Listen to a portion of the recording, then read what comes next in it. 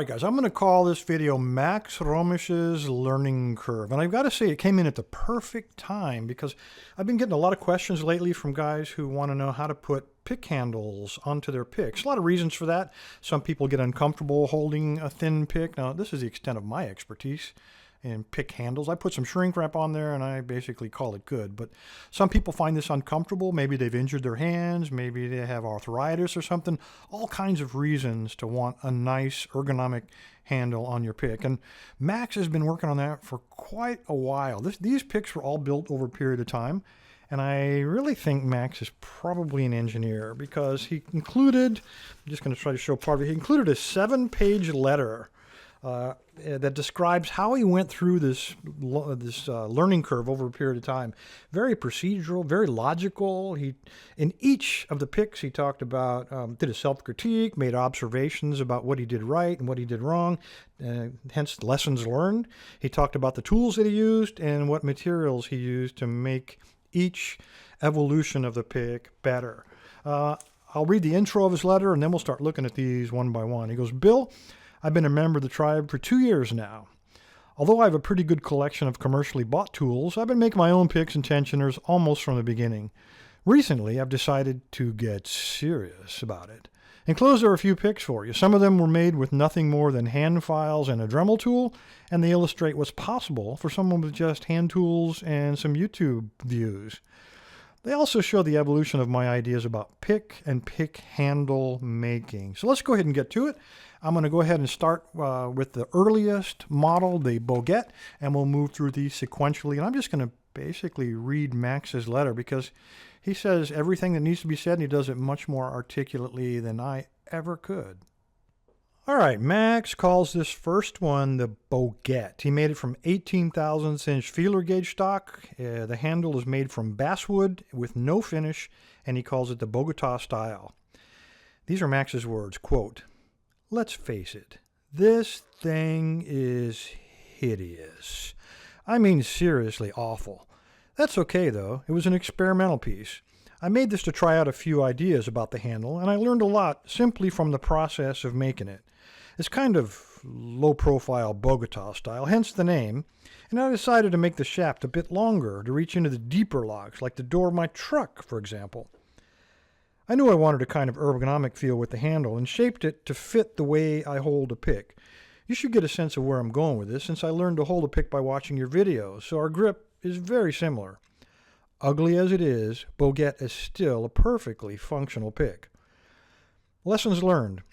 I need a lot more practice setting brass pins. Don't try touching up the pick finish after the handle is put on by sanding with black 1000 grit sandpaper, at least not without masking off the wood first.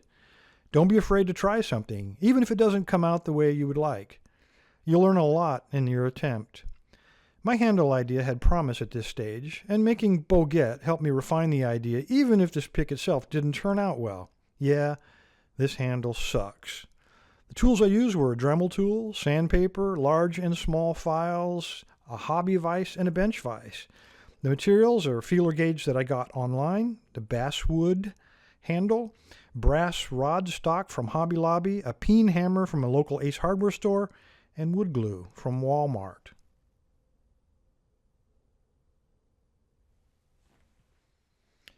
I call this one the Tadpole. It's made from 18 thousandths feeler gauge stock. It has a poplar handle with no finish. It's a short hook style, leaning towards the medium. I'm calling it the medium hook. This is closer to the grip style I had in my head when working on the Bogota. I decided to leave the pin idea alone for a while. Inside, the small tang is set into a recess, carved into one of the two scales, which are then glued together and sculpted into shape with a Dremel sanding drum and then further sanded by hand. I also put several notches in the tang on all these picks so that the glue has something serious to hold on to. They are not coming out of the handles anytime soon. I'd originally thought that the pins would be more for transfer of feedback to the fingers and holding it together, but it really doesn't seem like they're necessary for either purpose. As for the funky looking handle, I'm sure you'll understand it the second you hold it. As a teenager, I studied fencing, swordplay, not barbed wire, for the couple of years. If you've ever seen one of the ergonomic grips used in modern fencing, they look like truly alien technology until you wrap your hand around them. Tadpole is named after its shape because it came out a little wider than I really liked. The shaft has a slight drop in height, about 1 centimeter from the handle, the result of my deciding at the last minute to give it a bit more length. The lessons I learned are be careful with that Dremel when carving the bits near where the shaft extends from the nose of the handle, or you'll be redoing the pick finish. So mask that thing like it was a mummy. If you've been working on something with that fine black sandpaper, make sure your hands are perfectly clean before touching unfinished wood. It's hard to adjust the length of the shaft after the pick is finished and still keep the lines straight. The pick has minor flaws, but it is a good working pick. The tools I use are the same as what I used on the Boguette. Plus, I used a coping saw from Home Depot, a cheap set of wood carving knives from Hobby Lobby. The materials, feeler gauge stock, I got it online. Poplar 1/4 inch hobby board I got from Home Depot. Wood glue, and then clamps that I bought at Walmart. All right, number 3. I call this one the Proxy. 18 thousandths feeler gauge stock, California oak handle, wax finish, deepish hook style inspired by the medium SS Dev hook. The handle gets more refined here, and my comfort level with carving away lots of wood right at the end of the process, where one mistake can ruin it all, let this one lose a lot of the belly fat that was on the Tadpole. I think the brass pins would be really unnecessary here since California oak is such a hard wood, it seems it would transfer feedback extremely well. This wood, incidentally, isn't store-bought. It's a 100-plus-year-old oak that fell over onto the back corner of the house earlier this year during those drought-ending torrential rains. It's been cut up and seasoning in the backyard all this time, so I cut slabs from it for the handle scales by hand. Good workout. I named this one Proxy after the proximal phalanx, a bone in the human finger.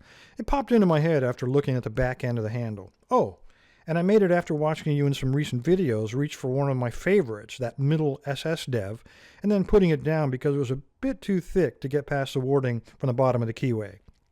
Sparrows just came out with the SS Dev picks in 15 thousandths, but that gauge seems a bit too flimsy for me, particularly with tall, thin hooks like this one. I went with 18 thousandths as a compromise between skinny and sturdy. The lessons I learned is don't skip on the wood glue during your assembly, or you'll be mixing up sawdust and glue to make a filler that won't quite hide the flaw. Get more and better clamps for the gluing process. California oak is a hardwood, so more dense and more difficult to cut/work with, but I think it's prettier. Apart from the handle flaw, I'm kind of proud of this one. Tools, all of the above, plus a hand miter saw for slicing the oak I got from Home Depot. I also picked up the Dremel workstation stand, which is nice to have, but completely unnecessary.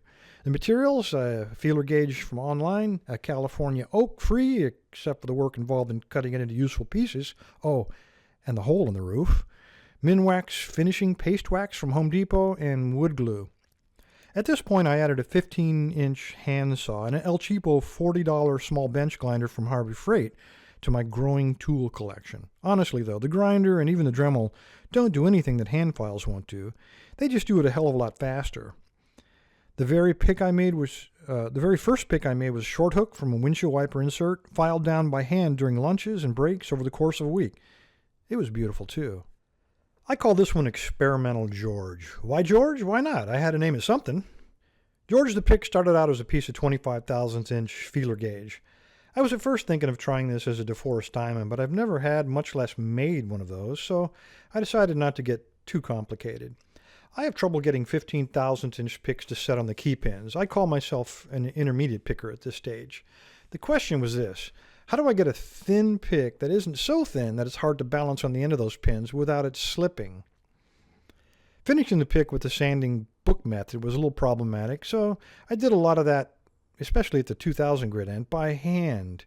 It's a hybrid, a fat face for the pins to sit on, but skinny shaft to squeeze around difficult warding into a tight keyway. George is definitely a finesse tool. I doubt he'd stand up to much brute force.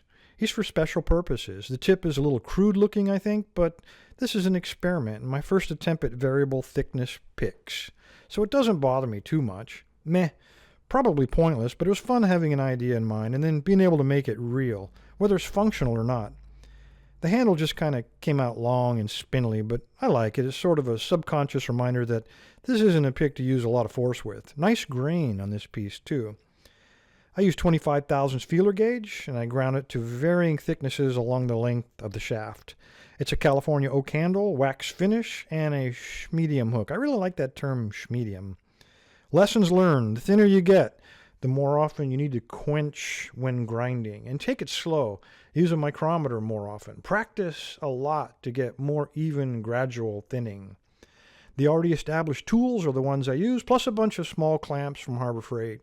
I picked up some eye loops, too. They're incredibly handy during the finishing work, especially for those of us whose next major life milestone is a senior discount.